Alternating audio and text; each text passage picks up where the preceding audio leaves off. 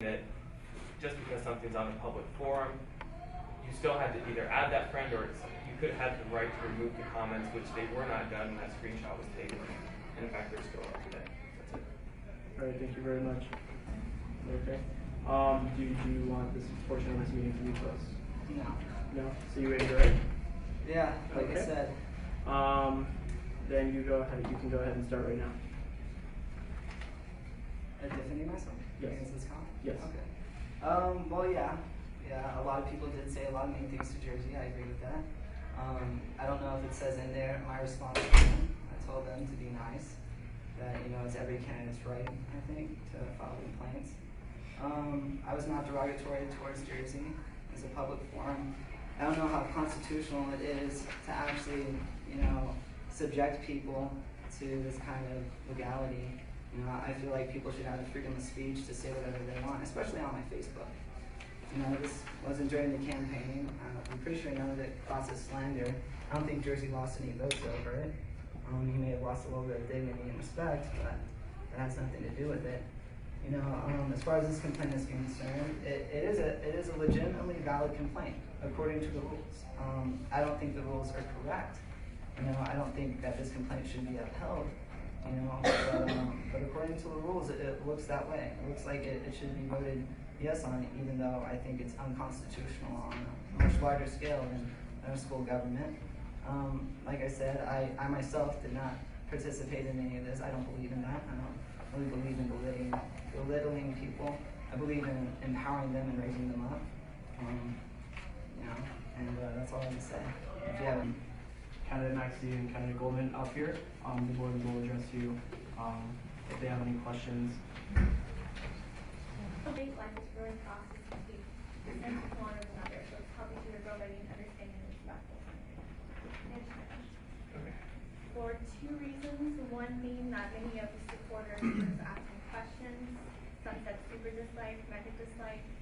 They were, I guess, disrespectful to John Jersey Goldman. However, I do not feel that Robert Maxey's conduct was unbecoming of a candidate.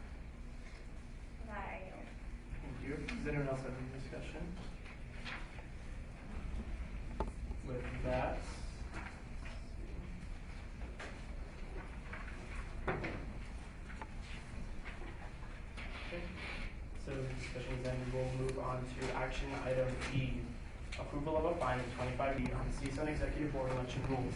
This portion made of the meeting will be closed as per Nevada Revised Statutes 241. Do I have a motion? I move to open discussion. Is there a second? A second? Second by Gary. Okay. So this is in regards to having campaign materials within 25 feet. This complaint was filed by John Goldman against Robert Maxey for the position of student body president. Let's see. It's no electioneering materials will be permitted within 25 feet of a polling booth during the election days. On both Wednesday, April 7th and Thursday, April 8th, candidate Maxey and supporters violated the rule at both the student union and the classroom building complex. Pictures 1 and 2, which have been filed as evidence, show this in violation in progress within 25 feet of the polling place, underneath the stairwell on the first floor of the student union.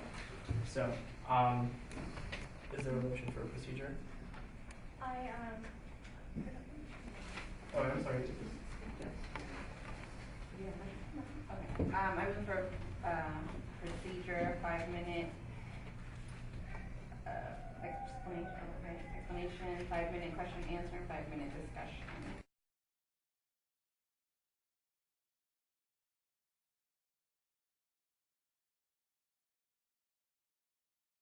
If you look at the particular discussion item and go to electioneering, which is Article 3, down to letter C, no electioneering materials will be printed within 25 feet of the polling booth during election days. Those days were April 7th and 8th. Now let it be known that that all of the discussion and action items from here on out on the agenda were discussed by myself and candidate Maxey prior to those dates.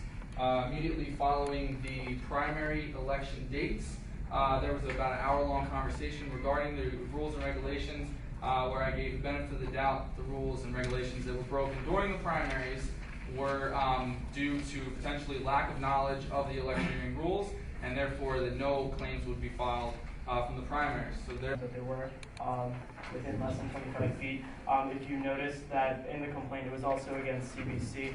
You guys should have that meeting. We did do the measurement over there at CBC, and that was clearly with like outside of the 25-foot part, so we did not consider that portion. So is there any other discussion from the board? Senator Guthrie.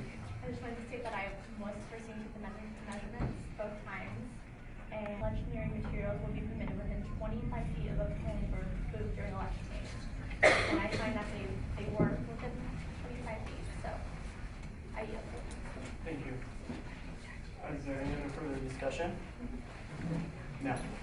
Okay, seeing none, we will end discussion and we will move on to action item G, approval of 2 fines of $10 each for a total of $20 against Robert Maxey for violating Article 3, Section C of the CSUN Executive Board election rules.